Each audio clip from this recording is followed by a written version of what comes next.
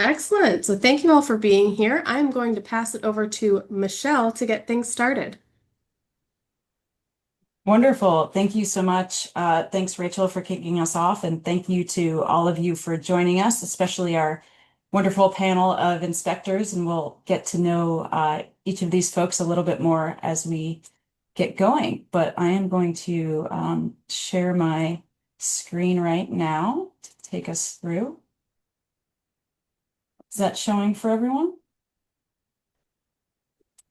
Yes, it is showing your presenter view in a different way, which we Okay, did so not let's practice. see. So I'm not Let's sure do if you can that. make it full screen first. There we go. Oh, did I go back to? It stopped sharing altogether. There we It go. did stop sharing it. Take two. Yes, perfect. All right. Well, again, welcome everyone to the Meet the Inspectors Food Business Town Hall. This is the first time we're doing this style of event, and so really excited to have such a great panel with us, and also just so many of you joining us. This is a topic of interest that tends to come up. So um, Rachel touched on a little bit, but just for those of you who are not familiar with coastal enterprises, just want to give a little chance to tell you some of what we do. Our mission is to build a just, vibrant, and climate resilient future for people and communities in Maine and rural regions. And we do that through financing, offering business expertise, and policy solutions to help address systemic change that can improve the small business environment and the economy. Myself and Rachel were part of the business development team, and we have a suite of offerings. Most cases that takes the shape of business advising, one-on-one sessions with clients, cohort-based learning. So workshops like this are a one-off, but we also offer several cohort-based groups where you can learn with your peers over a series of sessions. And so I know Rachel put a lot of that information in the chat for us, and please feel free to check it out. You can also sign up for one-on-one advising via our website, and we work with businesses through all stages of growth, from startup to exit and everything in between. And I'm one of 6 full-time advisors who has backgrounds in different areas. I myself focus on food and agriculture, but we all work across industries and across stages of businesses. So we can help you, whether it's business planning, working through a particular challenge or scaling point, and of course, preparing to access capital and financing, whether that is through CEI or all through any other lender. So just to give you a sense of some of the other offerings that we have. And whoops. As I said, my name is Michelle. I am one of the business advisors here. And I always like to start with this community participation side because we hope that it's going to be a very interactive session and love to hear from folks who we may not know yet and you may not know one another. So we do ask that you introduce yourself. If you're someone that tends to kind of hang in the background, even if you want to be off camera, totally fine, but maybe, step up, ask a question in the chat, kind of challenge yourself to be part of the conversation. And if you're someone who that comes easily for and you ask a lot of questions, maybe kind of hang back a little bit and see what other topics come up from other folks. We also ask that, as much as possible, this can be a safe space for everyone. So if there are particular stories or questions that people have about their specific business, if you really focus on taking the lesson and maybe leaving the specifics in retelling, or as you take the information from hopefully what are some great learnings today. We're going to have lots of questions and discussion as we talked about. And then, of course, as we mentioned again, there are additional workshops and resources that are here to support you as a food business, as a small producer, as a small business getting started in Maine. And you can find many of those on our website. So without further ado, I'm just going to give a high-level introduction of who we have with us today, and then give each of our panelists a chance to really take a deep dive. And again, thank you all for joining us. We have a range of perspectives, which is really exciting, and kind of the full 60 view, I think, of addressing inspection questions and processes here in the state of Maine. So we have Becky Walsh, who's the program supervisor um, and of the Health Inspection Program, HIP, with the Department of Health and Human Services, and her colleague, Stuart Leckie, who is also an inspector and a supervisor with HIP and DHHS. And then we have Ben Metcalf, who's the Inspection Program Manager for the Department of Ag and Quality Assurance and Regulations Department. And we have Dr. Beth Calder, who is a food science specialist at the UMaine Extension. And I know many folks contact for helping to, have questions about guidance for food testing and regulation and to make sure that, foods are healthy and safe and available to the general population. Our goals for today are pretty straightforward. They're to help businesses and producers better understand licensing and permitting in Maine. We know that this is a challenge for many folks, not only here in Maine. I think actually in Maine it's a little bit easier than a lot of places. I myself had a food business for several years down in Maryland, and then also took it on the road to different states, interacted with a lot of jurisdictions. And, it's always nice to feel like you have some support, and the folks on this panel are just that. And there's a ton of resources available, so we want to just put those on full display today. And some of that involves clarifying which agency to go to for which type of license. And again, the resources I mentioned, whether they're FAQs, tip sheets, deep dives into food code. There's a lot of resources available across each of the different organizations represented today, not to mention many service providers throughout the state and technical assistance that, folks like us offer too. And then last but not least, let's just name it, reducing the anxiety around the process. I know starting a food business is an exciting, often passion project, and you don't get started in it to worry about compliance and things like that. And so it can be, daunting to figure out where to go for what. And sometimes it might feel like a lot of extra steps, but the idea is to provide healthy and safe food for people and to build trust with your customers and to do it with confidence. And so we really feel like having some familiarity with the people and the faces behind the names here will help us do that. And everyone is excited to support you in your process. So what we're going to do now, and Rachel, let me know if I need to come off of screen sharing to run the polls. Is that I can run the poll. okay? Great. Yeah. So we have a series of 3 polls here that are just aimed to get a sense of who's with us today. So from the standpoint of what's bringing you here to this session, what you're looking to learn about, how you identify, maybe you're a restaurateur, you're a food producer, you're a farmer, and then also like what's your level of comfort with the process, in terms of regulations and inspections. Do you know a little bit but still have questions? Do you, are you just wondering where to start, or are you pretty comfortable? That'll just help give our panelists a sense of where folks are coming from today when they're addressing your questions. All right, I'm going to launch the first poll and then we'll show the results and then we'll do the other ones. All right.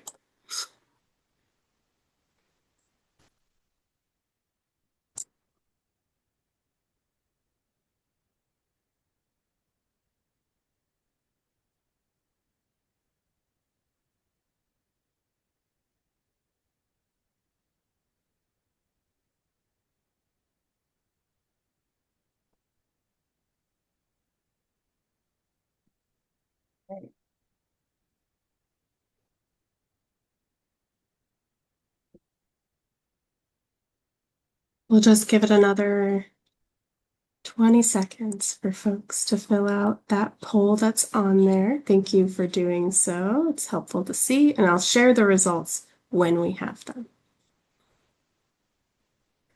Thanks, Rachel. Yeah, it's like a range, but most folks, our food businesses selling prepared food, about 75% right now. All right, I'm going to end the poll and share the results so everyone can see where we're at, about 75% as Michelle mentioned. Beautiful. All right. Let's do the next poll.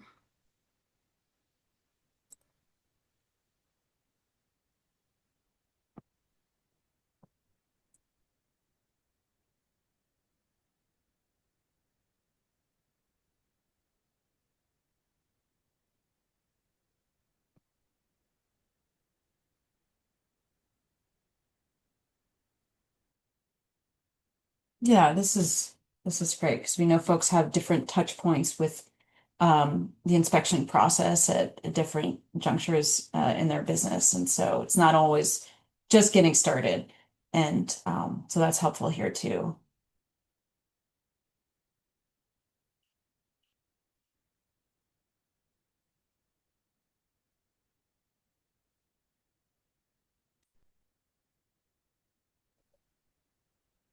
Excellent. I'm going to close the poll in a few seconds.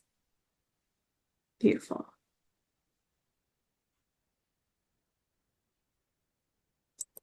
All right, and I'm going to share those results so we can all see what folks are feeling about motivation.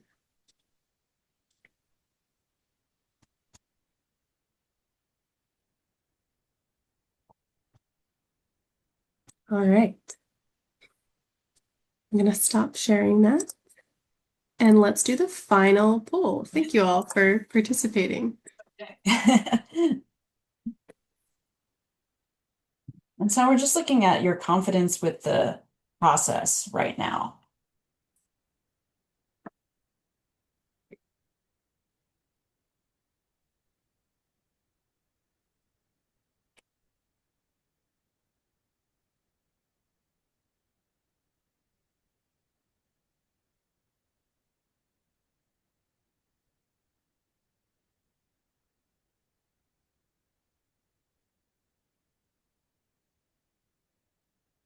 Excellent.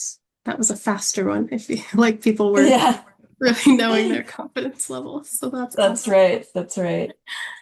All right, I'm gonna end the poll now and share those results as well.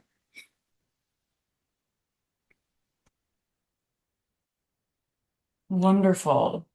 Excellent. Thank you so much. Thank you, Rachel, and thanks everyone for participating in that. I know it's kind of rapid fire there for a couple minutes, but that's really helpful in giving us a sense of who we have today. So it sounds like most folks are food businesses serving prepared food. Um, Most of you are established, looking to maybe add another product line. And then there's a relatively high confidence, though not as high as the other categories, maybe about 40% with the process and what needs to happen. So that's great. So we hope to just add to that today. And so I'm going to turn it over to our panelists, and I'll stop sharing just so I can we can see folks. And I'm just going to ask each of you to talk a little bit about your you know, who you are, your role in your agency, and the way that that agency works with food businesses, kind of your approach to things and what resources you have available, just as kind of an overview for each of the panelists. And so, Becky would love to start with you. Okay. Thank you. Thank you for having us here. Looking forward to sharing some information on our program. So, I am the supervisor for the health inspection program, and I'm going to give a little overview of what our program does. And then I'm going to pass it on to Stu, because he's the more boots on the ground guy to, be able to really help with technical questions. So the health inspection program, we license and inspect a variety of businesses kind of related to the tourism industry. Um, we have over 10,000 licensees. The majority of those have some sort of food component.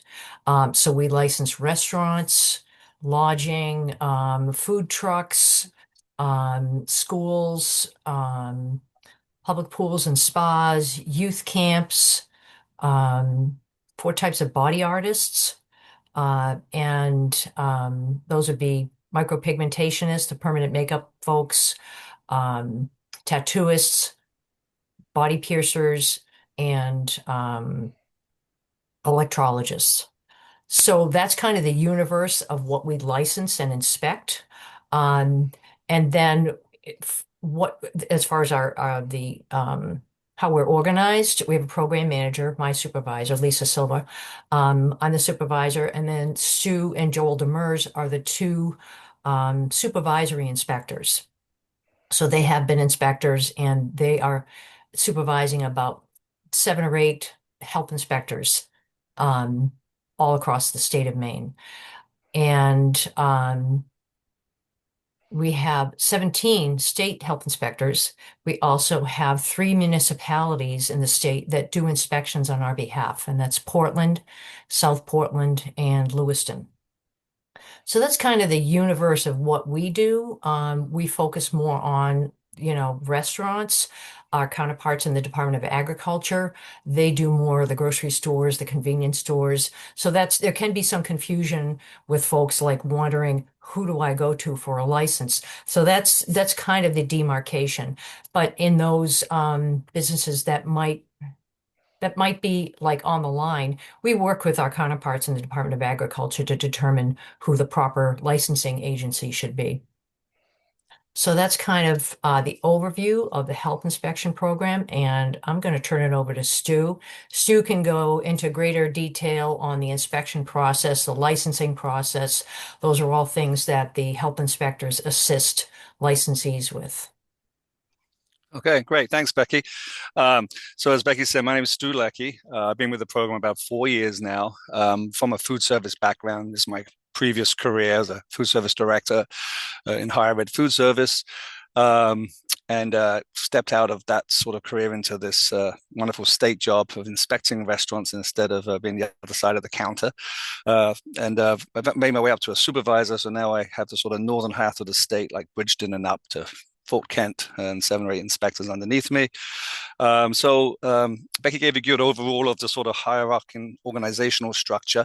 So basically how this all works is the hardest part of our program we always talk about is licensing, is understanding what license type you need. And I think that's some of the frustration out there for the public when they're trying to start off for the first time or try to do something different, and they keep hitting roadblocks. So we're here to help you steer that and navigate that. And I'm always available at any time, and any of our inspectors are. So one of the key things to realize is when you're starting out, it's always good to find out who your inspector is. So you can go to our health inspection program website. And knowing your inspector, they're listed by town, so it's very easy to find.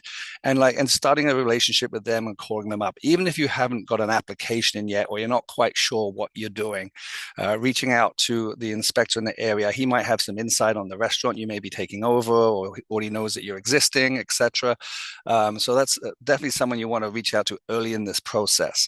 Along with the licensing clerks in Augusta for some licensing questions, they're very responsive too, but often they will refer you to the inspector. So to save that layer, just going straight to the inspector is always a good part, and getting that email chain going start of. So once you've done that and you understand the type of business that you're doing, you have to submit an application into the department. There is no other way of doing this. It's a mailed in application currently. We're hoping to upgrade systems in the future.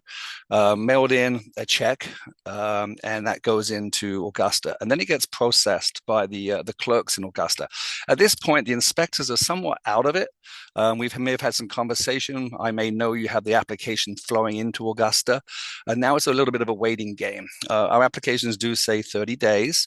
However, we probably are turning applications around in more like a week or two, if there's nothing wrong with them, if they're all the I's are dotted and T's are crossed. So when the clerks get the application, they review it, they check, septic systems, wastewater, things that you've had to identify on the application, whether you're using bottled water or you're on a town sewer.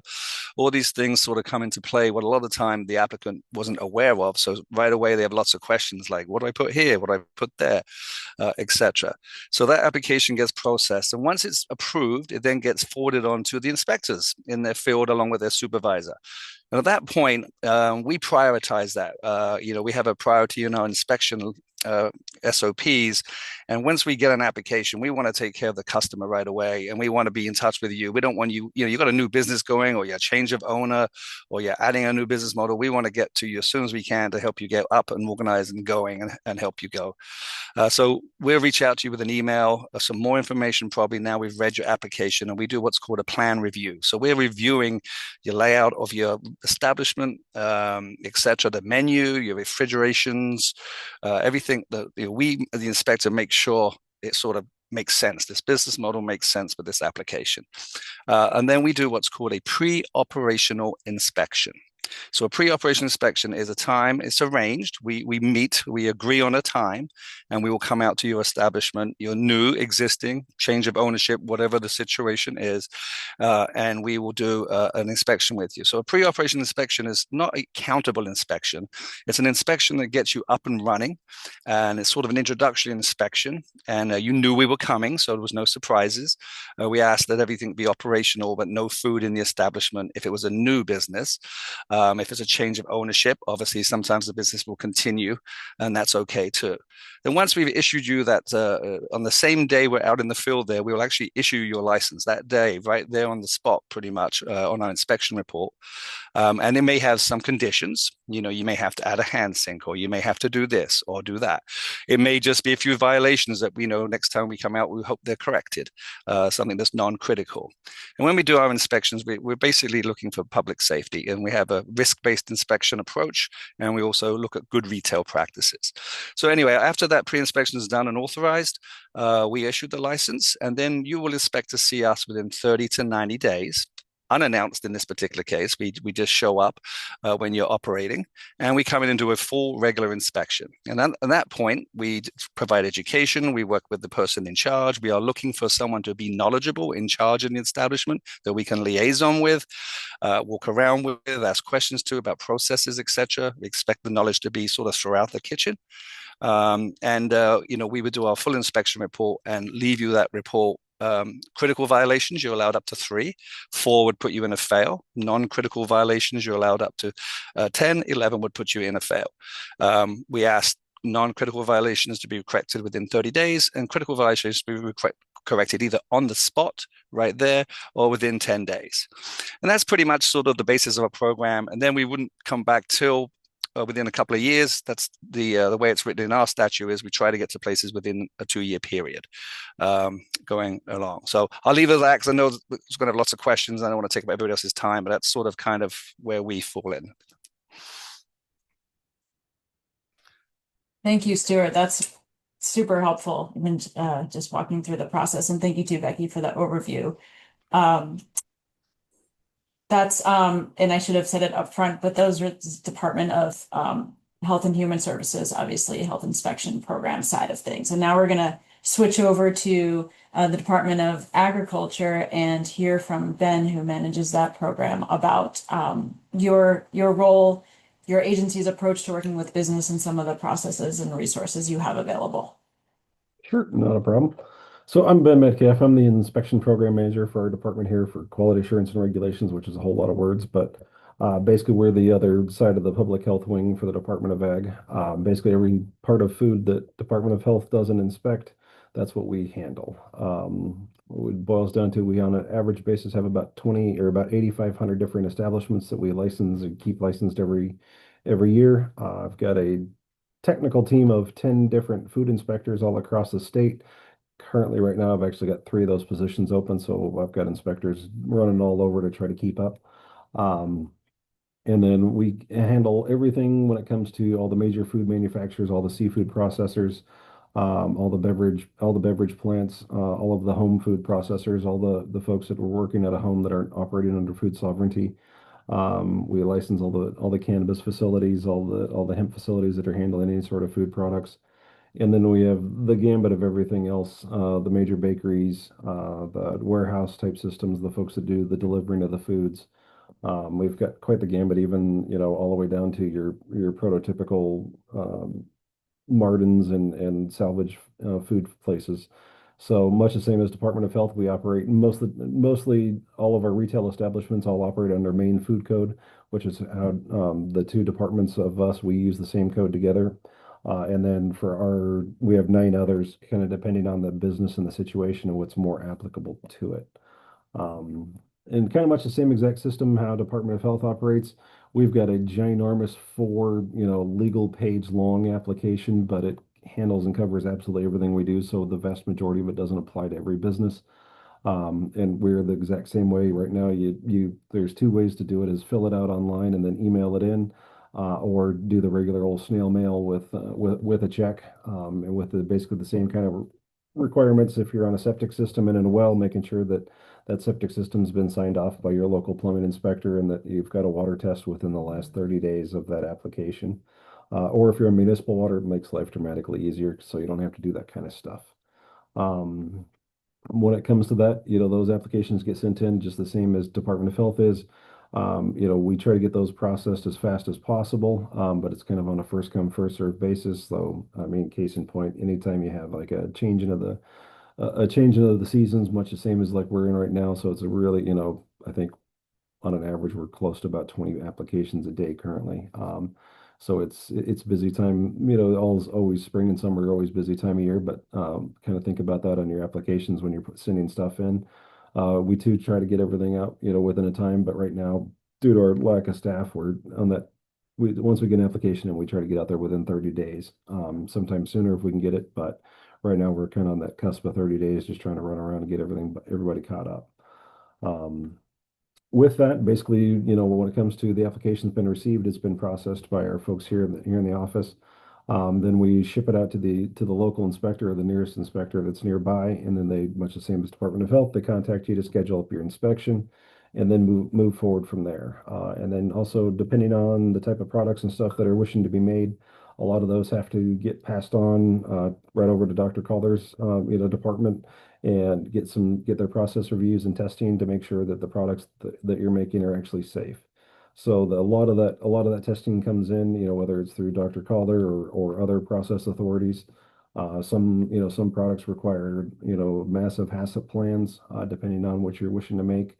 And there's getting to be more and more training in this state. Luckily enough, University of Maine's getting some good trainings coming out, and building more trainings that are really filling that need for especially the folks in this state to get into those niche markets, because there's a lot of things that are very very easily done all across this country that have been around for several years but are fairly new here. And there's some very intricate ways to process foods that are not within the normal regulations. Our regulations, they're written in black and white, but my goodness, we operate in thousands of shades of gray, and trying to understand how we operate in those is where our inspectors really put their foot down and try to figure out how to get something to comply and work within the regulations that we've got. And that's kind of how we operate in our world, much the same as most of all of our inspector information's out there. We're literally in the process of developing new software so we can get away from this snail mail system. So by this time next year, actually, hopefully by the end of this year, we'll have everything so you can, join the 21st century in this department. You can just apply for everything online and it processes it that way. Um, but that's been a long time coming. So it is something that we're working forward to and looking forward to actually, joining the 21st century in the technology world and making it a whole lot easier for applications to come in and answer a lot of those questions. And then also at the same time have that public facing side of things so folks can have a better connection. Granted, I mean, most of all of our inspectors and my contact information is all over our website. We find it a whole lot easier to be able to answer questions, once they come in, than, try to filter them out or for you guys to have to figure it out them on your own. And that's kind of where we're at. Thank you, Ben. And actually, could I ask two clarifying questions before Dr. Calder, we turn it to you? Just similar to the actual process of applying for a license and getting started. Would you also say that the best start is to contact your inspector first similar to? I mean, so there's multiple ways to do it. So sometimes, like right now we've got three areas that are open, so it's kind of hard to contact that inspector. If you call their cell phone numbers, it gets directly forwarded to my office, or my cell phone, as it were. So a lot of the time, our licensing folks, they can answer a lot of questions, and they do a whole lot of filtering before it gets there. Both myself and Michelle Newbegin, who's our analyst coordinator here, basically roughly the same equivalent as Becky. We answer questions on a daily basis. But basically, we try to make between basically the 10 inspectors and myself and Michelle and our licensing folks, we try to answer those questions as they come in. We, if anything really doesn't, if one of our licensing folks doesn't know the answer, then they automatically just forward the question off to me or Michelle. And then sometimes, much the same as it's easier to answer the question when it comes in than pass it off down the line a few more people. So, Sure, sure. Great. And then this is kind of a bridge question between you yep. and Beth, about just when you're working together to, maybe you're waiting for a test to get some sort of Mhm. approval. Is that how does that communication work with the business? Is the business, following up with each of the organizations separately, or are you talking directly to one another? What's Well, that communication generally our flow? inspectors are, when it comes to that kind of processing stuff, our inspectors are talking with the business operators, and then once they submit their products in for testing and review, Dr. Calder, when she sends those results out, she automatically CCs our department on it. And so that goes straight to our licensing folks, and so they can automatically put those approvals in on our application software, as well as put the hard copy within their paper file here. So it's kind of she kind of helps resolve a lot of those communications and just streamlines it when she sends it both to the operator as well as us at the same time. And then Super. if for any operator that's got the really, really off, processes that stuff that Dr. Calder can't handle, generally those come from, mostly out of Cornell or other process authorities. And then we rely on those operators to send those approvals to us from, once they get those in so that those products can then be approved to be made. Great. Well, thank you. I know we'll get into some more specifics, I'm sure, but Nope, not a problem. and Dr. Calder, please, this is a great, I'm so glad we have all of you together. I know it's a busy time, so appreciate you all jumping in, but I'll turn it over to you. All right. Thank you for having me today, Michelle. Appreciate it. I'm Beth Calder, the food science specialist for Cooperative Extension in the School of Food and Agriculture. So I also oversee the food testing services. So I work very closely, I'm not an inspector, but I work very closely with inspection agencies, especially with the Maine Department of Ag. My colleagues there. So we provide a unique service to Maine, Northern New England, and also across the nation. And we help support food testing, especially canned shelf stable products, dried products, fermented foods. So basically, we're testing and evaluating these products just to ensure, and also reviewing the processes and also the recipes to ensure that these products are produced safely for consumption for their customers. Basically, we work closely one-on-one with our clients to help answer any preliminary questions around licensing regulations. We support folks through training, not only the testing, but also some training programs as well. And I'm also putting together a program called Recipe to Market, an online program for folks, a two-step online program. And hopefully we'll be launching that in the next couple of years. So that's pretty much what we do to support folks. We are busy. Pretty much it seems like all year round now, but I think with the economy being the way it is now, we're seeing a lot more interest of folks sending products in for testing, especially this year.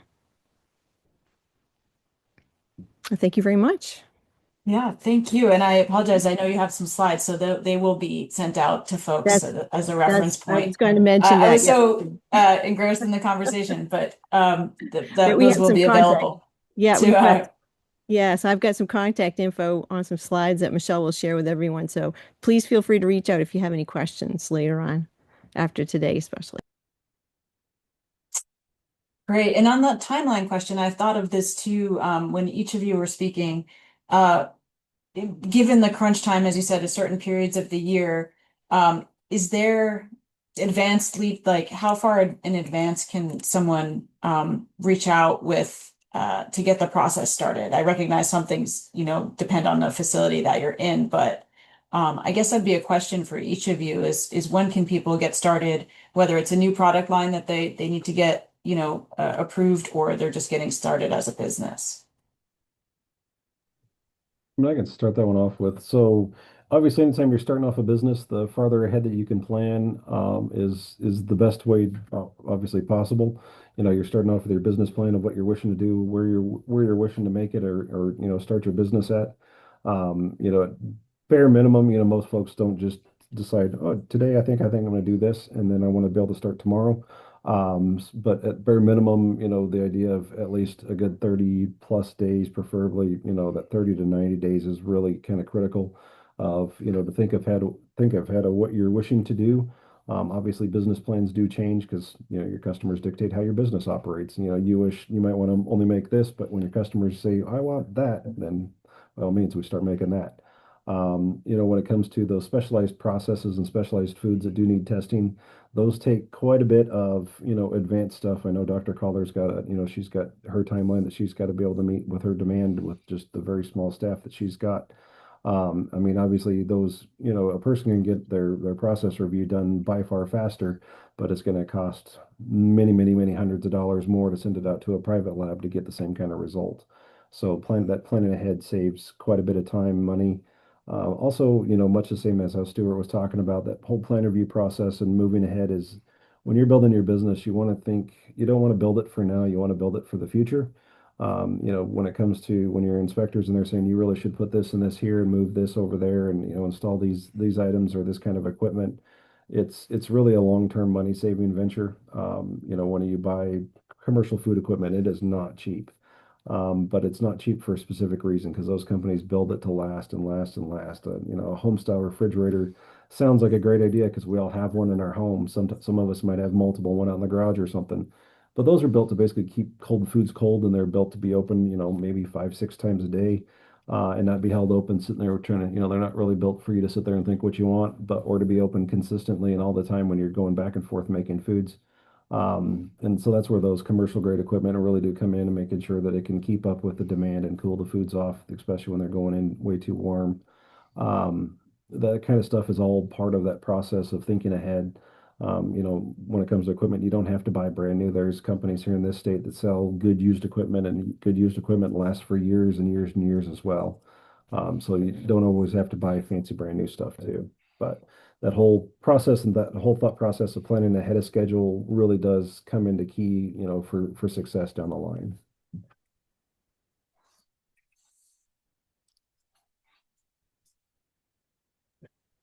I would kind of like to jump in and on the food testing side, the sooner you can get your product in for testing, the better, because our process is taking quite a bit of time now. It's right around a 6. We try to go with a 6-week turnaround time, but sometimes it's going a little bit longer due to interest and demand right now with our short staffing. Um, and sometimes folks don't realize that sometimes, even though your fresh ingredients may not be available right now, they may be available at the grocery store. And so, certain types of products, you can go ahead and get started right now, get those the testing recipe and process the product review done quickly ahead of time before your harvest comes in. And just reach out if you have any questions about that. Sometimes people are growing specialized things. Sometimes apple varieties and tomato varieties that might be more dependent on the type of product you're producing. So maybe that might have to wait until you get your harvest in. But then there are some products like pickles. Cucumbers are pretty much going to be the same type of acidity no matter what. So if you can think ahead and try to get those products in for testing sooner, that's what I would recommend. Thank you. And Stuart or Becky, any thoughts about how soon, even I think Stuart, you mentioned even if you're not Yeah, ready to sure. open yet. Yeah. Sure. So often what happens is, you got a new startup business, especially, and they're looking for space even, they haven't even really got their space yet and they want to be this smoothie bar or something like that. We strongly recommend that if they're really going bare bones and building from scratch, obviously some people could get nice plans from official restaurant contractors that they know the codes, they know the food codes, the hand sinks, and they got these beautiful plans, but often it's more a sketch on a piece of paper that some person's trying to do in a small town, in a small space. And when that happens, we really do encourage you to reach out to that inspector in this case, because we can't come out every day to see how things are progressing, but we do offer like a courtesy trip, like just to stop by one time sort of thing before that application process. Because if you've got all your walls opened up and you're doing construction and putting a hand sinking at that point is so much less expensive than if we come in and you've got a finished kitchen and we're like, oh, where's your 3 bay or where's your mop sink? And now they've got to pull walls down and cut into rafters or something, or pump water somewhere. So that was one thing I would say, that just understanding that the way you're moving forward is going to be correct. Because if you send the application in and you haven't sort of done your plan review yourself, it can often get kicked back because you really didn't put the right information on it, because you didn't really think through things that myself or another inspector might sort of say to you, have you thought about this? Or, the other thing I run into a lot is not enough refrigeration. Someone will start a business up, and as you were saying, Ben, they often go to as a Pepsi cooler or a Coke cooler, right? Because they're often free, and they tend to give them out, the older ones, so they've already been used for 5 or 6 years, and then they give them to a restaurant to store food in because they want you to buy their Pepsi products. Those are not great. They just don't hold up. As Ben was saying, opening and closing, and they definitely can't cool foods down. They can keep a bottle of Pepsi cold. That's about all they're good for. So just making sure you've got adequate refrigeration. And we often will see a menu, and I'll say to the customer, the new applicants, like, so you're planning on putting a food order in for this entire menu on opening day? So that's a case of this, a case of that, a case of this, a case of that. Where's it all going to go? They don't do their metrics of the volume storage space. It's something that people don't really think about. If they're starting up the restaurant business for the first time, or they're new at it and they really haven't got that concept of the amount of food that flows through your establishment, because you have food that's in preparation, you have food that's being stored, and you have leftover food too, right? So it ends up being way more food in your business than people think. That's just an opinion I have from what I experience in the field of getting new applicants up and stuff. As I said, I think Ben's a little more stretched than us right now, so we are turning the applications around, definitely within our 20, 30 days, but if you get it in and it's all correct, really within a week or two. And then the only thing that would really hold up something is if we come out to do that pre-operational inspection and literally, you decided that you don't need a hand sink in the bathroom or and we're like, sorry, we can't even give you a temporary license here. You have to have this done. So, give me a call in a couple of days or a week and I'll come back out, or send me a photograph of it, installed, and I'll issue your license. So, again, communication back and forth is totally key to get it going smoothly, and to the end, to get the process done. Wonderful. Thank you. Becky, did you have anything to add? I didn't want to. Yeah, the one thing I would say is our inspectors came from the other side of the fence, so they were in the food industry, so they know the ins and outs.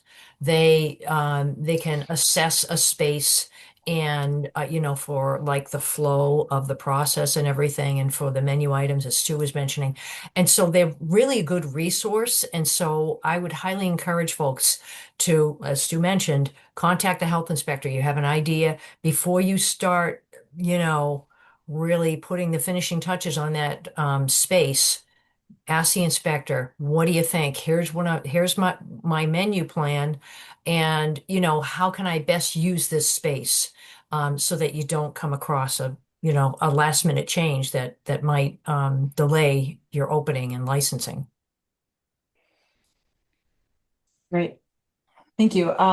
I have, all kinds of other questions, but I want to take a pause and to hear from the folks on the call. If anybody's got anything in the chat, or if you want to raise your hand or just speak up, happy to take some of those questions now too. A question did come in on the chat from Jody, asking, Beth, do you do testing for expiration dates / goodbye dates for foods? So we don't offer that service, but we do provide an estimated best by date for any can shelf stable products that come in for testing. They get a 1 year estimated shelf life or best by date. For frozen products, pretty much they can do their own sort of like it's basically texture and flavor over time during frozen storage, and folks can do that on their own. For refrigerated products, I just would recommend sending products to, we have two labs in Maine that I refer folks to. It's either Northeast Labs, which is now, I believe, called Analyticam, and or Katahdin Analytical Services, which is now called SGS. They got bought out by a company called SGS, and they can help you with shelf life studies to help determine any best by dates for your products. Although it is not a requirement, and I think folks get confused about that. Great. And a follow-up question for you as well. Mhm. The testing is only for shelf-stable food or all kinds of food? And do you do the nutrition facts? We do not. We do have some folks that provide that service again in Maine and on our food testing website, which we'll be sharing with you guys later on. We have those companies and their contact info at the very bottom of our testing website. So that information is available to folks. Let's see. I'm trying to think what other question was there, Rachel, from that? Sorry, the testing is only for shelf-stable food Shelf or all stable. kinds of food? So we do a variety of food products. On the baked goods side of things, we can help folks determine if a buttercream or cream cheese frosting is considered shelf stable with those dairy ingredients. And so we provide what's called a water activity test. So on the baked goods side of thing, we also can test whoopie pies just to check on those to see if they're shelf stable. Basically, again, water activity. Mostly it's can shelf stable. We don't do any testing for refrigerated products or frozen foods. And for folks that are doing like freeze-dried foods or beverages, we often refer those folks to Cornell because they have the expertise to evaluate those products. Excellent, thank you. Um, a couple of questions in the chat. I'm not sure who they're for, so to the panelists. Let's see, a couple of questions from Eric. Rules of cutting and vacuum packing of meats sold in retail market is one So question. that one And I then there's can a couple of answer. others, so let's So I start with can, that.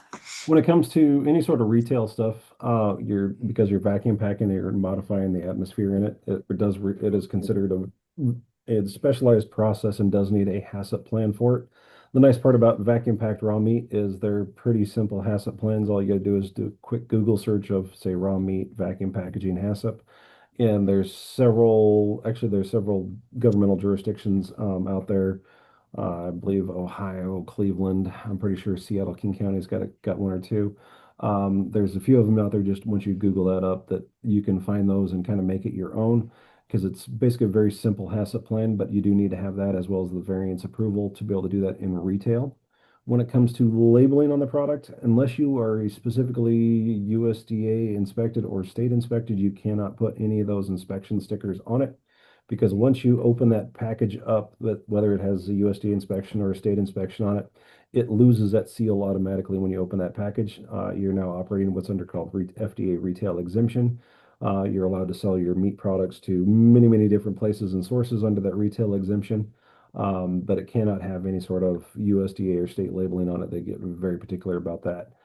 So you're labeling the product, what it is, the weight, the safe handling statement on there is your biggest stuff when it comes to your retail cuts of meat.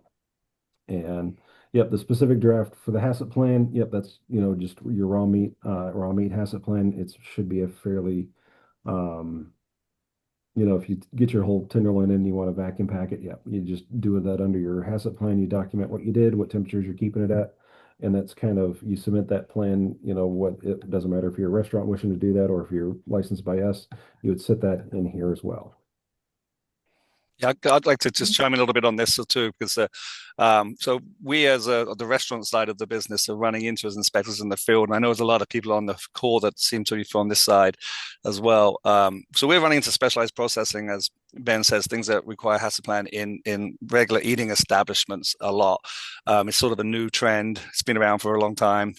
Sous vide cooking, pre-cooked chill, etc. And we often run into people that have no clue of what they're doing. I'm just saying. So when you're going to start doing, if you're this chef on this call or a restaurant operator, and you think, like, I want to start cryo vacuuming or vacuum sealing, please reach out to some resources first, whether that's your inspector or whether that's just doing some of your own research, because it is in the wholesale world. It's it has to be done. The problem, what ends up happening in our retail world of restaurants, is that they have this really high-end restaurant running very fast and everything's sort of flying, going, doing 500 covers for lunch, and they've got some special processing going on, and it gets neglected because it's such a small part of their business, the special processing. And so they neglect to follow the rules and the regulations around the inspection process and the HACCP review plan. So often we have a lot of people start these things they want to do that's a variance to the food code. It requires a HACCP plan. And then we end up going there, realizing they didn't label it, they didn't date it, they're not keeping their record logs or the cooling logs, etc. So please, just a shout out to the people here on the call. If you are going to start any type of specialized processing and you have one of our licenses under the health department, please reach out and just talk through it, because sometimes we'll probably try to talk you out of it a lot of the time. Related to on the topic of HACCPs, I know you're talking about specialized processing. Can you drill into that a little bit more? What types of products or processes would require a HACCP, and in what situations? Some examples, maybe from each of you, just to get a sense as to, like you said, to have folks thinking about that who might not otherwise be thinking about what points in their process might be critical and might need to have a HACCP plan.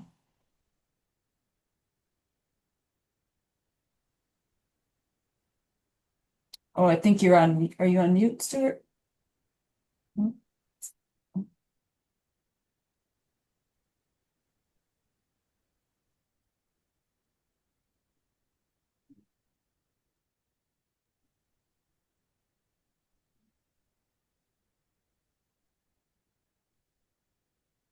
Apparently the microphone's working well.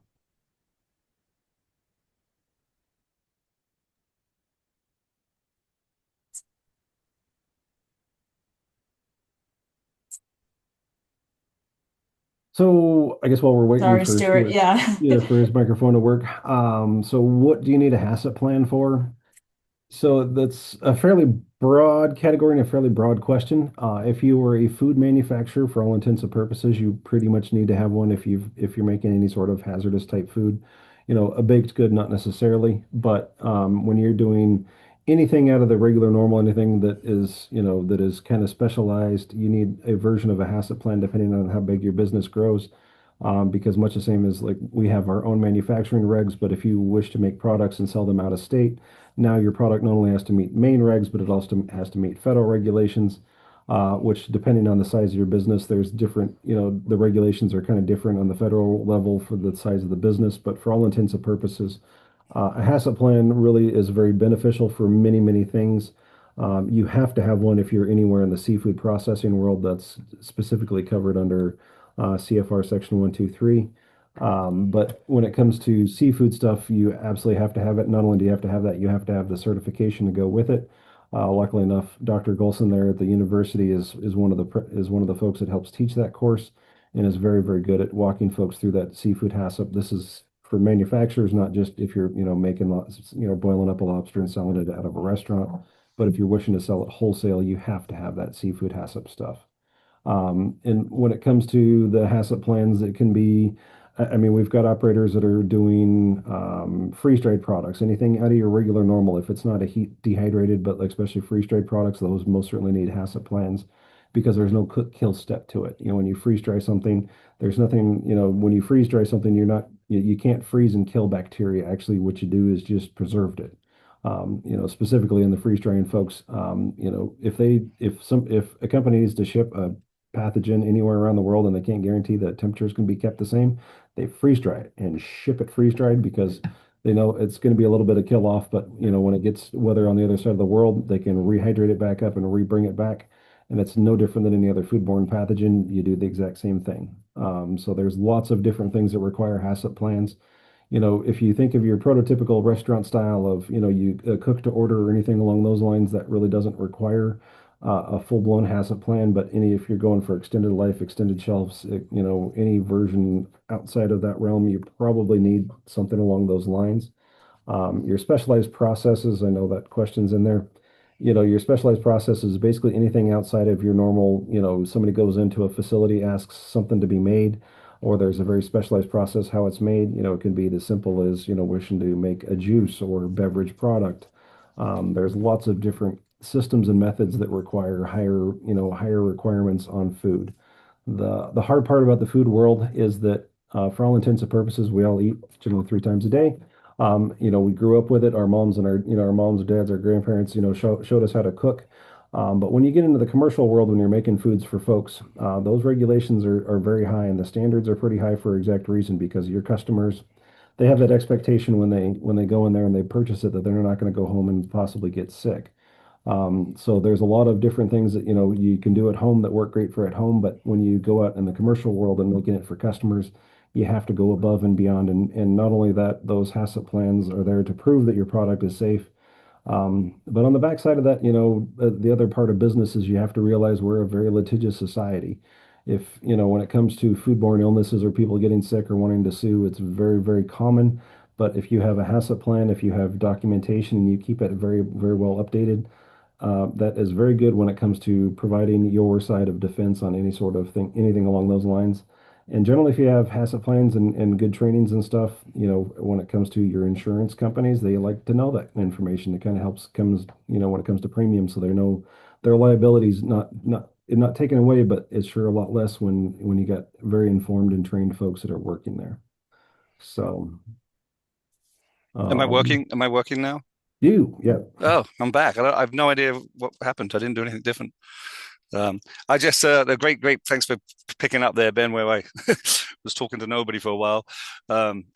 So again, after what Ben just said, you see the importance of the HACCP plans and everything in the commercial setting, right? So when we run into the retail setting, when they're trying to implement this commercial little piece in their business model, and as Ben said, it's so much record keeping, recording, verification, monitoring. There's 7 principles to a HACCP plan that you should all have to know if, verbally, if you are going to be doing this.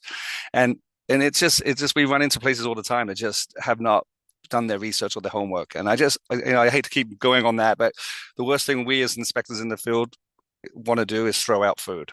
And that's the worst thing we ever want to do. We don't like it. We'll do anything we can not to close the place or not to throw something out, right? Because it's bad customer service from the customer's point of view. It's good customer service from keeping the public safe and healthy. But I can give you some random examples. We've run into places where we found 20, 30, 40, 50 pounds of meat, all cryovac, vacuum sealed in refrigerators, no labels, no dates, and everything. It could be fillets. So we're into the thousands of dollars we've had to throw out from regular restaurants before, because they've never put a HACCP plan in place or done a variance or a review plan. They just think it's something they can do. So very, very important. Please reach out if you need some guidance on that in the restaurant establishment. And I think, yeah, I'll add too there that, very important, obviously, is a box that needs to be checked too to be compliant. But I think too is really a tool. I mean, I know that it can be a little bit overwhelming to have to write a HACCP plan, and Ben mentioned some places where you can get templates and get started.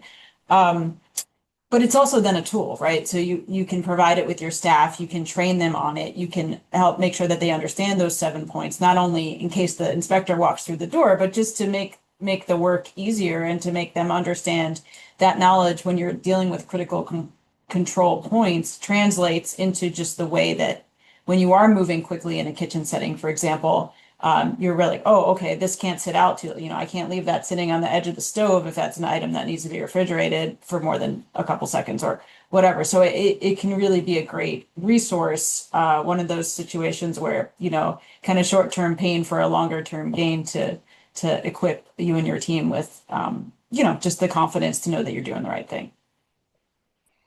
And generally built in within most of those HACCP plans, there's generally a training log anyway. So when you've got, your new staff or even, your experienced staff, when you've got them trained up, you log that in there saying that they've gone through your training, they know how to fill out that documentation and information for you when they're doing those processes for you. Um, and then it looks like Eric's got another question. When it comes to testing for dips, the short answer for that one, I'm assuming we're testing for longevity. So when it comes to anything that you make, you've got 7 days use, lose, or freeze by. If you want to extend that longevity, if you think your shelf life is longer, then you need to send those products out for shelf life testing.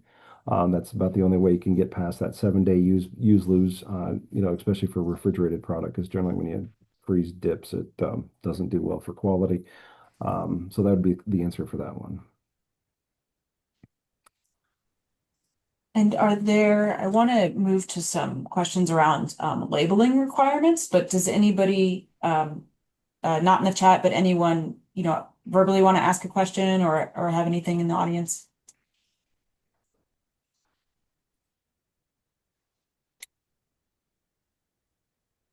Okay, well, we'll keep moving then.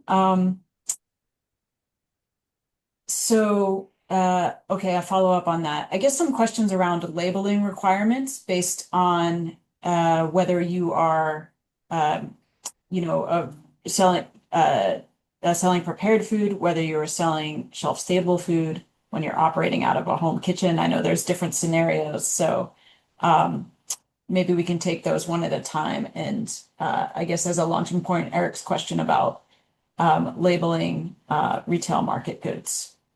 So when it comes to labeling, when it comes to labeling stuff on meat specifically there, Eric, you have to have the product, you put your net weight or whatever the weight is on it, the safe handling statement.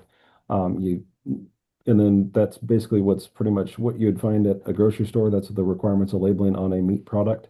If you're cutting it on your own and packaging it, because it's your business. So that if you're vacuum packing or something, you would have your business address, that kind of contact information on there. If it was done if it's retail cut at a federal plant or a state plant, then they're going to have their sticker on there or their label on there, and you can't put anything on top of that on it or near it.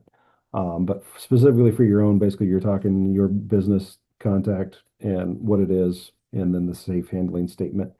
When it comes to processed foods, basically the easiest way to go is you just literally just Google up FDA labeling guide, and that's the general requirement for everything. The easiest way to put it is no matter what, you need to have your business on there, where it was manufactured. The biggest difference between a home license or a home license facility and anybody else is under a home license, specifically in Maine's regulations. It says you have to have your full contact information, so we're talking full address, street, zip code, city, streets, street number, street name, city, zip code, state.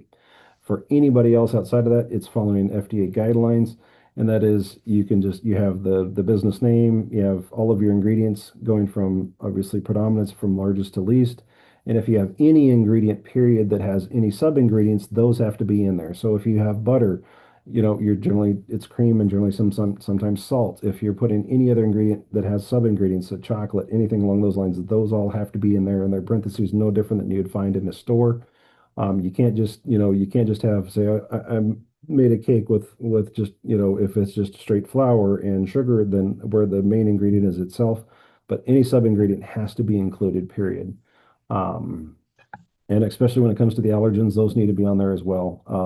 So like if you Google up the FDA labeling guide, it is literally about a 50, 60 page document. Roughly the first 6 pages of it are basically well, maybe 12 pages are actually the regulation of it. But all the other pages past that are more of a question and answer. Like if you've got a question, oh, do I need to put this in there? They have those answers right on that. How do when it comes to size, type, font, any of those type of different things, belong on there. And it's a really good resource. FDA keeps that fairly updated, but it's, even if you find one that's 10 years old, it's still very accurate. So the biggest parts about it, the biggest difference between a home and basically anybody else is the home, you do have to have the street address. Whereas anybody else, if you are, according to FDA, if anybody can Google your business, Because Google, basically the way the regulation reads is you have to be able to find you in the phone book. I haven't seen a phone book in probably the better part of over a decade and a half. So Google or obviously any other search engine is our new phone book, and if we can find you on that, then all you have to do is have the business name, the town, and zip code where it's at. So it takes a lot of that labeling out if you don't want to obviously, show everybody exactly where your business and everything is made.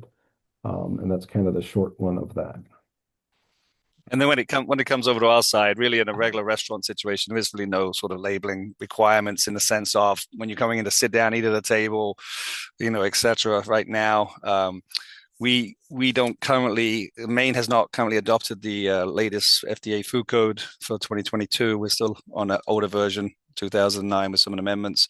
So therefore, like, the only labeling requirement in the future I see is that the allergen requirement that will be coming down the pipeline, in regular restaurants. Right now, I believe it's something like chains of 10 or more. McDonald's, Dunkin' Donuts, Subways, and stuff all have to have allergen information. But like your private mom and pop restaurant at this point in time, under our food code, what we have right now does not. But that will be coming down the road, where you are supposed to have an allergen list available upon request or identified on your menu or somehow. Other than that, we have a few restaurants that may make some cakes or pies or package a sandwich, put it in a retail outlet, and then we sort of require the same labeling requirements as Ben was saying, if they do that. That Yeah, was my question. Okay. Oh, I go ahead, wanted, Ben. yeah, I just wanted to chime in that the most common cause of food recalls is improper allergen labeling. So that's one of the big reasons why. So there are 9 FDA identified allergens, and the most recent one is sesame seeds. So that kind of gets people off guard. So I just wanted to just kind of remind folks that there are 9, and sesame seeds is included on there. And Stuart, is there a requirement for raw or undercooked foods on menus and things? Oh, yeah, absolutely. So if it's what's called a consumer advisory. So if you're not cooking a particular product to the FDA food code, required temperature to be classed as fully cooked. Therefore, you have to identify that item with the consumer advisory and an identifier. So this would be if you're serving eggs over easy, if you're serving, a rare hamburger, etc. If you allowed a piece of salmon to be cooked medium rare, then that's, you're not cooking it to 145, the correct internal temperature required. So therefore, you have to advise the consumer that they're taking the risk to eat something that's undercooked. So technically, once you put that consumer advisory on an item, you could serve, steak tartare, right? What's raw eggs and raw hamburger. As long as it was purchased from an approved source, we class it as a safe product to serve. If they put the consumer advisory on there, we allow that. I think the ones that come up that are odd on that one is sometimes we see menu like items that don't need consumer advisory. Sometimes if you cook a roast correctly by the FDA food code, for example, it could still be medium rare inside, but it doesn't need consumer advisory because the way we class it as fully cooked is all to do with length of time and temperature to make it kill the pathogens and be a safe product. So, but yeah, we often find menus without the consumer advisory or not quite laid out correctly. They may have it, but they don't identify the right items, or they identify everything, but you can't do that. You only have to identify the items that you allow to be cooked, ordered undercooked. Thank you. Are there any other participant questions right now on any of these topics, or it's something we haven't yet touched on?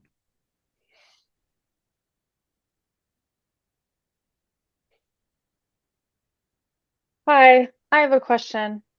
Sure. Okay, my name's Liz. I know some of you, but I've had a few conversations with Beth about my product. So I make refrigerated fresh noodles that are made using kelp. And so I have done shelf life testing on this is a question mostly related to shelf life testing. I've done shelf life testing on them and I, have whatever that came back as, but my understanding of how this all works is that, when I brought them in for shelf life testing, I give individual bags for each day that they test. So those bags are not opened. Um, but I'm mostly thinking like if I want to start selling my noodles in larger wholesale size bags to restaurants or retail shops who maybe have like a prepared food section that they want to use them in, they'll be opening and closing this bag often, let's say. And so you know, should I then be like more conservative on what I tell them? Because what came back in the shelf life testing, that was for a bag that was, wouldn't be opened until the day that they test it. Does that make sense? I can't help you with that one. That's either Beth or Ben. I mean, I would probably rely more on Dr. Calder's, thought process, but generally, once you open a product up, your quality is going to go down. I don't know about the safety side aspect of it, depending on how your processes are. But, for all intents and purposes, most shelf life tests and stuff that are done, it's more of the quality of the issue of the product. And I mean, because you're always going to get, once you open anything up, you're opening it up for spoilage organisms, most certainly. So I think on that one, it would be more of whatever you're guaranteeing your quality is going to be good to a certain day once it's been opened. But that kind of falls more into how your process is and how it's made. Maybe Dr. Calder can say it better than that. So Liz, these noodles aren't cooked, right? We've kind of talked about that. And so you're hoping for a 1 month shelf life, if I remember correctly, right? So if your clients are going to be opening that bag, it's just going to be a short period of time. Basically, you're just having more oxygen coming into that bag, right? Every time you're opening it. I'm just wondering, would any of your components oxidize over time and have some off flavors? Yes, there might be that introduction possibly for fungal growth because you're increasing more oxygen in that bag. So it might shorten the shelf life the more times people are opening that bag. So it's just some things to consider. It might shorten the shelf life by having one of those wholesale bags that folks are coming in, taking some noodles and then closing the bag back up. And so, So then do you have, because like right now I have 32 days on them because I did the testing. So like, but then, mhm. like I brought some to a restaurant recently and I thought to myself, oh, maybe I should tell them it's 3 weeks just to be safe because if they are opening and closing it, like that maybe changes things. So I said that to them, but then afterward I was like, well, that wasn't Mhm. due to any science. I just said that. So Right. would you maybe recommend that I go about doing that? Sure, especially for temperature control. Do they have really good control of their refrigeration unit? Like Stuart had mentioned, it just all depends on the refrigeration. If they have a good commercial refrigeration unit and it's, keeping up with the demand of opening and closing that, refrigerator, then that should be okay. It should be able to maintain that 30 days, but it just depends on how often they're going in and removing it too. So, yeah, 3 weeks probably is a good conservative approach. Yeah, I would recommend that. Okay. Okay. Thanks. Hmm. It looks like we have a question from Chris around, do you have things like granola tested for shelf life? I would say probably typically not. Your dry ingredient type stuff like that is not going to be as shelf life tested because it's pretty pretty difficult to get. I mean, you can always get spoilage organisms and other stuff to grow, but granola is pretty dry in its own inherent right. No different like if you go to the store and you see a shelf life, if you see a date on a product, especially granola, the vast majority of the dates and stuff you're going to see at a grocery store are a quality date, not exactly a safety date, i.e. that business is guaranteeing the quality of that product up to that certain date from basically it's supposed to be as good as up to that day as the day that it was first made. So a lot of those things that your non-hazardous type products, you can theoretically, if you wanted to put a shelf life, if you want to get a shelf life test on it, you could.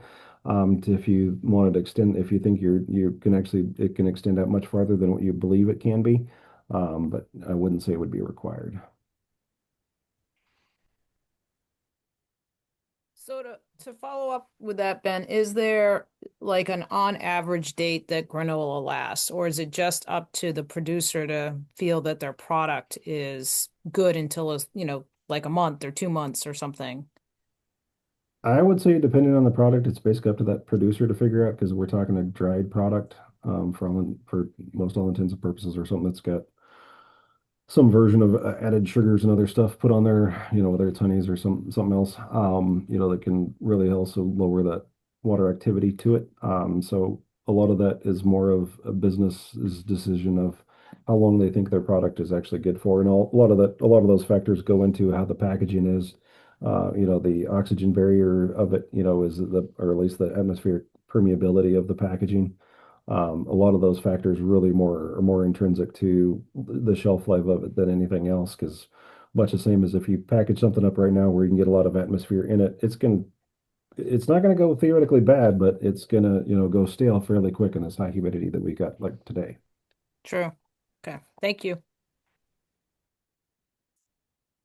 I think related to that question and also Liz is there's kind of the due diligence of the dates based on, how that product might be used in a different environment. And then there's also where possible, just that communication with the businesses that you're selling to, whether that's via some sort of a contract, whether it's a best practices sheet, whether it's with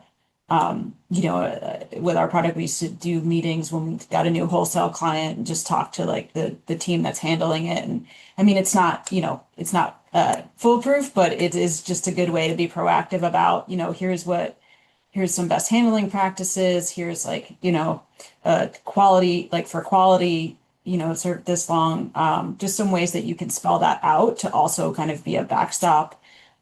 Because ultimately, that's your product that's being, represented in various environments, and you're not in control of those environments, but you want to have a good relationship you want it to reflect positively on both you and the retailers. So.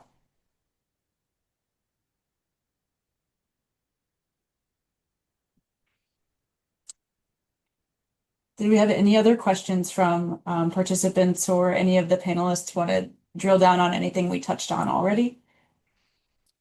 I just want to mention one thing because I presume we have a lot of eating places on the call, and we're talking a lot about processing and things like that.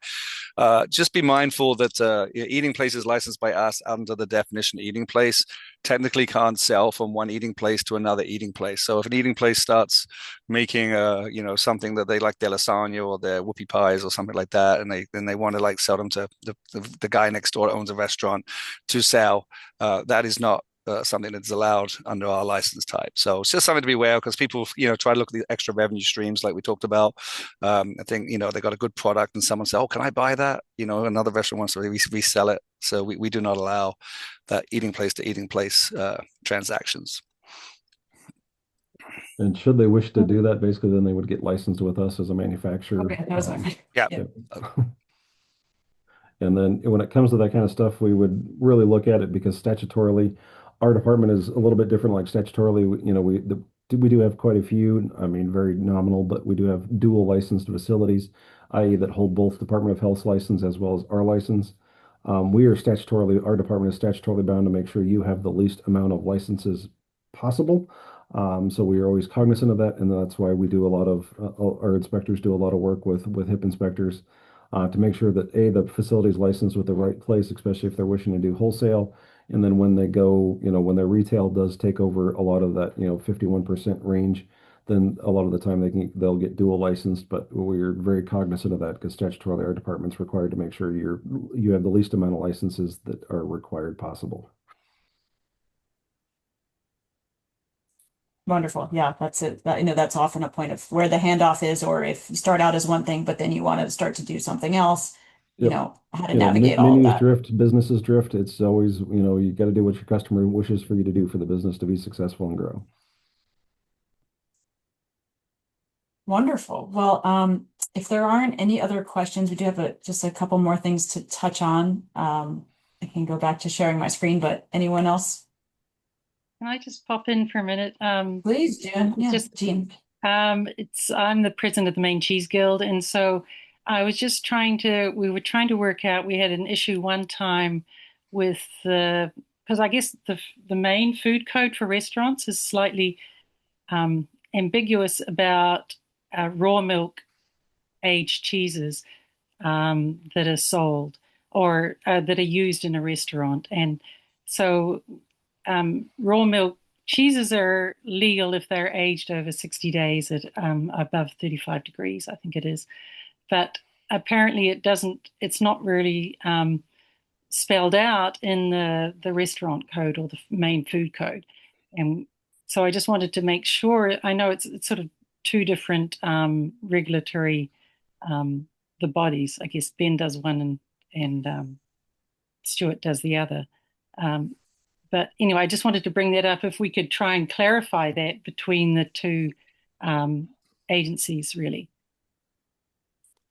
I don't want to talk for Ben, but I just had this conversation recently about somebody wanting to do some unpasteurized milk to make ice cream with, for example. Um, just using that as an example, and in statutory law in Yeah, that Maine. cannot be done. It I cannot be understand done, that. even Yeah. with Ben's involvement or my involvement. It's just unless they buy their milk from a pasteurized establishment. But the unpasteurized milk can be used to make the cheese. Don't have the definition in front of me. You sound like you were on the right track with the 30-day. Ben might know exactly what it is for the soft cheese pasteurization thing.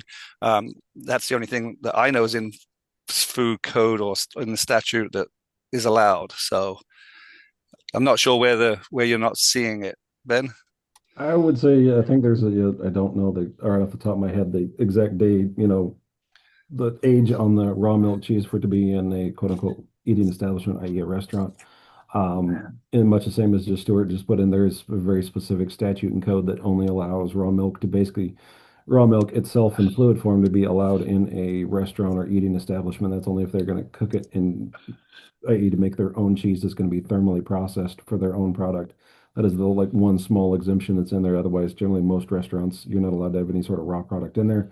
But once it's been quote unquote, if that raw milk cheese is made it past that day and it's been approved by our dairy division, Yeah. one of our sister divisions, and I would say it should be no problem being in there because it's been processed and cheese making. I don't know out of all the different things that I work in, I don't know a whole lot about the dairy world. I've not worked too much into the PMO or the cheese making stuff. I just know that in its own processes, it makes its way to make itself safe to consume.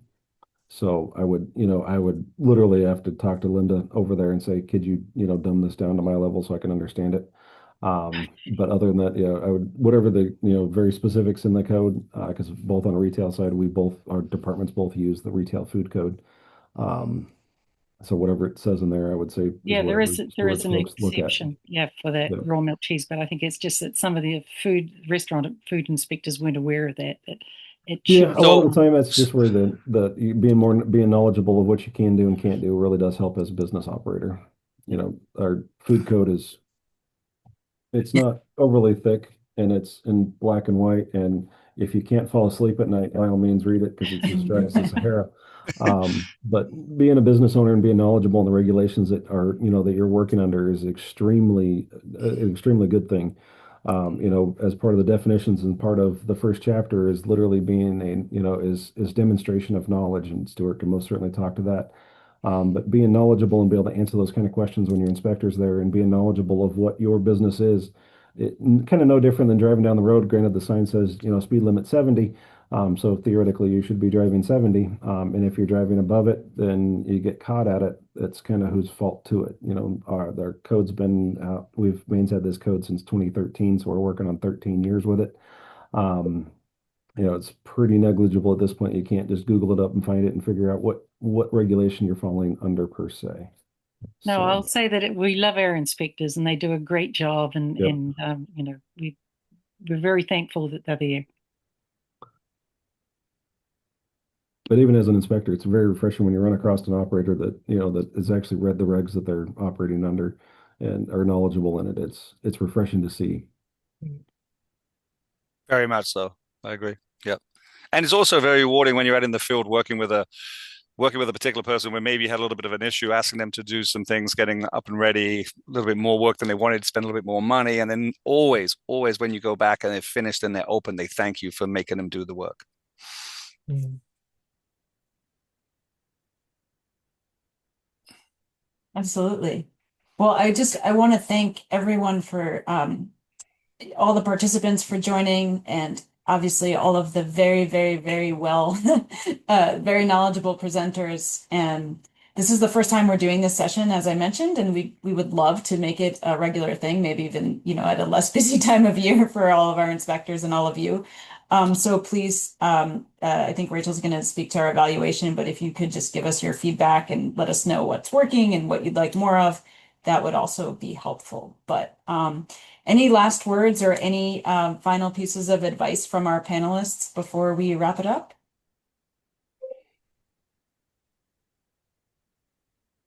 Any questions, reach out to your inspector. Yeah, Yes, and actually, oh, go ahead. go ahead. I'm sorry. By all means.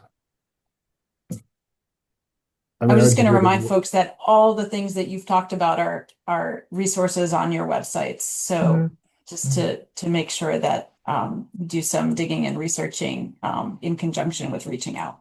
Yep, I would 100% agree with that. You know, dig and research. Granted, if you looked on Department of Ag's website, our stuff it's in there, but it's buried. It's not the easiest to find. But you know, no matter what, it's a whole lot. You know, there's no dumb question to ask. It's a whole lot easier to ask the question now, whether it's to to us as the managers or the inspectors. It's a whole lot easier to answer that question that you've got when it's in the moment or when you've got the time, than for it to get lost in translation or lost in later on, because those questions can be answered fairly quickly, and then it takes a lot of issues and getting written up for regulation type stuff down the road. So by all means, that open communication channel is really key. I mean, both of our departments really strive for that education first, regulation second. But as part of that, we try to teach as much as we can, and we always highly recommend our operators go out and try to get as much education as they can on their own. The nice part about, today's day and age is you can get a lot of online training without having to leave the state. For a lot of those very, very specialized processes, sometimes you're going to have to go reach far and go places to get that kind of training so you can do it the really right way and be very knowledgeable in those processes. But that's, being a very knowledgeable operator is key to running a good business. You don't want to be a good business person. You gotta know business. To be a good food person, you got to know foods and know the processes it takes to make it safe. And I recommend the Maine. So I did a HACCP course for a couple of days with them, and it was wonderful. They did a really good job of it. So thank you for putting those courses on. It's our pleasure. Yeah, I just would kind of just chime in and say, don't hesitate to reach out and reach out early, and we're all approachable and be glad to help out any stage that you're at. Yeah, I would echo that. Having worked in a lot of different places, we're really lucky here in Maine just to have the powerhouse of knowledge and humanity and support for all of these businesses, just trying to, serve their communities, serve their customers. So thank you all for your time and for your expertise. And I wish everyone a wonderful day and a wonderful weekend coming up. Thank you All for right, having thank you. us. Thank you. Yeah. Thank you all. Thank you.